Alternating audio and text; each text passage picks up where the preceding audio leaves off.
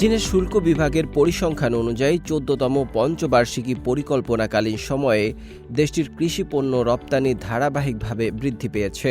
২০২১ সালে যেখানে কৃষিপণ্য রপ্তানি মোট মূল্য ছিল ৪৪.34 বিলিয়ন ইউয়ান, সেখানে ২০১৪ সাল থেকে তা বেড়ে দাঁড়িয়েছে ৭৩.৭৫ বিলিয়ন ইউয়ানে। অর্থাৎ ৩ বছরের ব্যবধানে রপ্তানি মূল্য বেড়েছে ৩৪.৬%। চলতি বছরের জানুয়ারি থেকে নভেম্বর এই ১১ মাসেই চীনের কৃষিপণ্য রপ্তানি বিশ্বের ২২৪টি দেশ ও অঞ্চলে পৌঁছে গেছে। বিশেষজ্ঞদের মতে এই বিস্তৃত বৈশ্বিক বাজার চীনের কৃষিখাতকে আরও প্রতিযোগিতামূলক করে তুলছে। এই রফতানি সম্প্রসারণ সরাসরি প্রভাব ফেলেছে দেশের কৃষি উৎপাদন দক্ষতা ও কৃষকদের আয় বৃদ্ধিতে। বিশেষ করে দারিদ্র্য বিমোচনের মাধ্যমে অর্জিত সাফল্য সংহত করতে কৃষিপণ্য রপ্তানি গুরুত্বপূর্ণ ভূমিকা রাখছে বলে মনে করছেন বিশ্লেষকরা। চীনের কৃষি রপ্তানির বৈশ্বিক বিস্তারের চিত্র স্পষ্টভাবে ফুটে উঠছে স্থানীয় পর্যায়েও।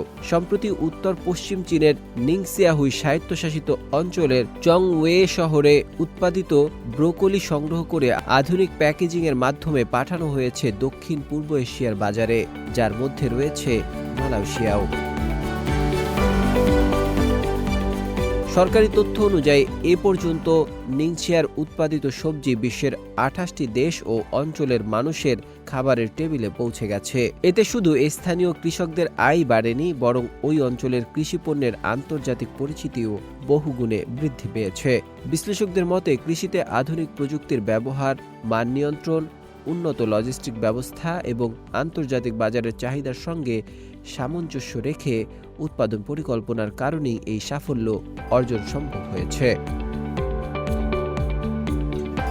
চীনের নীতি নির্ধারকরা আশা করছেন ভবিষ্যতেও কৃষিপণ্য রপ্তানির এই প্রবৃদ্ধি বৈদেশিক বাণিজ্যের স্থিতিশীলতা বজায় রাখার পাশাপাশি গ্রামীণ অর্থনীতিকে আরও শক্তিশালী করবে এবং টেকসই উন্নয়নের পথে দেশটিকে এগিয়ে নেবে।